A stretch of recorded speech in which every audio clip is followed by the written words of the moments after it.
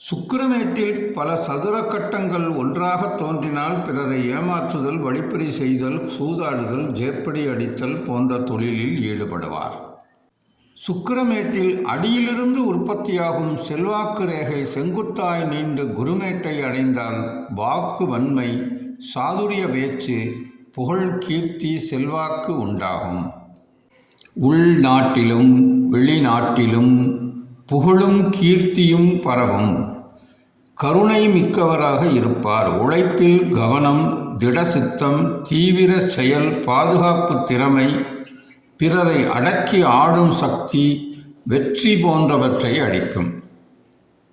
ஆயுள் ரேகையின் கிளைரேகை சனிமேட்டை அடைந்தால் அக்கிளைரேகை உற்பத்தி கால வயதில் குடும்பத்தில் சச்சரவு தோன்றும், ஒற்றுமை கெடும், பாக பிரிவினை அல்லது தனிக்குடித்தனம் செய்ய வேண்டியது ஏற்படும்.